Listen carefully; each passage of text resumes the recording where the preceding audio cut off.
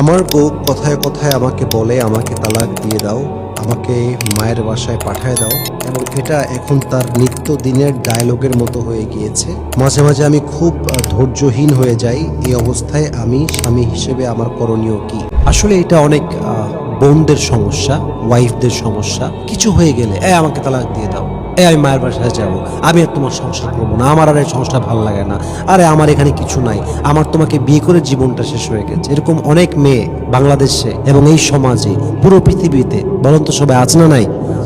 অনেক মেয়ে এরকম আছে যারা না বুঝে এই জিনিসগুলো করে। আমি আমার প্রিয় ভাইকে আল্লাহর কোরআনের একটা আয়াত বলতে চাই। আল্লাহ তাআলা বলেছেন ফাইযুহুন্না, বোঝান ওয়াইফকে, ওয়াজের মাধ্যমে, কথার মাধ্যমে, বিহেভিয়ারের মাধ্যমে একটু বোঝান যে তুমি যেটা করছো this is wrong, you should not behave like this. তুমি যেটা করছো এটা আসলে ইসলামের কোনো সিস্টেম নয়। একটু সবর করো, তোমার যে বিষয়ে প্রবলেম হচ্ছে I am trying to find out the solution, আমি চেষ্টা করছি সমাধান করার জন্য, একটু সময় দাও, গিভ মি দ্য স্পেস। তুমি এরকম ওভার রিয়েক্ট করো না, পাগলামি করো না, একটু সময় দাও, একটু বোঝার চেষ্টা করো। ফাইযুহুন্না, আগে ওকে একটু বোঝান। যদি তাও না বোঝে, মানে খুব চেষ্টা করলেন, খুব বুঝাইলেন, তাও বুঝলো না, ওয়াহজুরুহুন্না ফিল মাদাজি, এবার শোয়ার জায়গাটা আলাদা করে দেন। ও এক জায়গায় ঘুমাবে, আপনি আর এক জায়গায় ঘুমাবেন, সেপারেট হয়ে যান। বেড, চেঞ্জ ইউর বেড আলাদা করেন। যদি তাতেও না কাজ হয়, ওয়াদরিবুহুন্না, প্রহার করবেন। তবে প্রহারের ব্যাখ্যাটা বুঝতে হবে। প্রহার মানে আপনি ইচ্ছা মতো লাঠি দিয়ে পিটাবেন, ইটস নট লাইক দ্যাট। বালিশ দিয়ে মারবেন, এমন জিনিস দিয়ে মারবেন যার আঘাতটা খুব বেশি ক্ষত বিক্ষত না হবে। বোঝাবেন যে আপনি খুব বিরক্ত হয়ে গেছেন, বোঝাবেন যে আপনি আসলে আর পারছেন না, you are out of control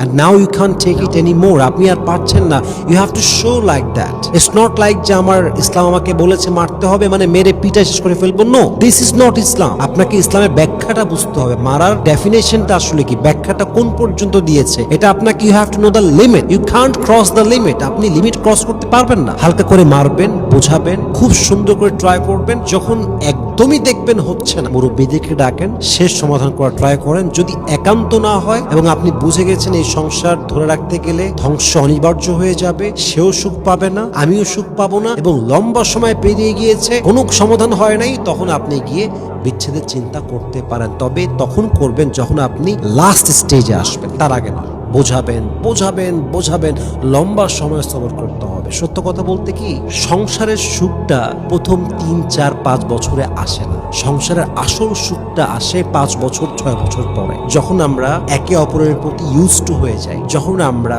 স্বামীর আব্বা আম্মাকে বোঝা শুরু করে দেই, যখন আমরা স্বামীকে বোঝা শুরু করে দেই, যখন আমরা স্বামীর পরিবারটা বোঝা শুরু করে দেই, যখন আমার স্বামী আমাকে বোঝা শুরু করে দেয়, যখন পুরো পরিবারটা নিজের মতো হয়ে যায়, কোথায় কি বলতে হয়, কোথায় কি করতে হয়, কোথায় কি হতে পারে, কার ব্যক্তিত্ব কেমন, শ্বশুর কি চায়, শাশুড়ি কি চায়, আমার স্বামী কেমন, আমার সন্তান কেমন, আমার কি করা উচিত, যখন আপনি ইউজ টু হয়ে যাবেন, তখন দেখবেন এই সংসারটা আর সংসার মনে হবে না।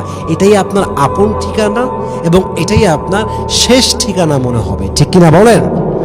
কিন্তু প্রথমে আপনি এই জিনিসটা পাবেন না। তাই বন্ধুদেরকে বলবো, বোনেরা আমার, প্রথমে অধৈর্য হবেন না, একটু টেক টাইম, একটু সময় নেন, এবং সময় নেওয়ার পরে একটু ফিল করেন, অবজার্ভ করেন, সিচুয়েশনটা বোঝার ট্রাই করেন। আগেই কথা বলা, এই তালাক দিয়ে দাও, এই থাকবো না, এটা আসলে একজন গুণবতী নারীর কোয়ালিটি হতে পারে না। হ্যাঁ, যদি আপনার একান্ত নাও হয়, ওইটা বড় একটা সিস্টেম আছে। এভাবে না যে এখনই তালাক দিয়ে দাও, আমি আর থাকবো না, এই চলে গেলাম, আমি আর এই সংসারে আসতে চাই না। No, this is not a system. You should not behave like this, you should not tell your husband like this. একটু ওয়েট করেন, সবর করেন, অপেক্ষা করেন, আল্লাহ তাআলা আপনার জন্য উত্তম ফয়সালা করবেন। আর স্বামীকে একটা কথা বলে শেষ করতে চাই, স্বামীদেরকে বলবো যে এমন কোনো কিছু করে ফেলবেন না যার জন্য আপনার আজীবন পস্তাতে হয়। অপেক্ষা করেন। অনেক সময় পরিস্থিতি মনে হয় যে আউট অফ কন্ট্রোল, কিন্তু একটা সময় গিয়ে আপনি বুঝতে পারবেন পরে গিয়ে যে আপনি যেটা করেছিলেন সেটা আপনার করা উচিত হয় নাই। তো ওই আফসোস যেন না হয়, পদক্ষেপটা বুঝে শুনে নেবেন। ওভার রিয়াক্ট করতে যাবেন না। আপনার ওয়াইফ ওভার রিয়াক্ট করছে, অ্যাট দ্য সেম টাইম আপনি ওভার রিয়াক্ট করছেন, ইটস নট দ্য সলিউশন।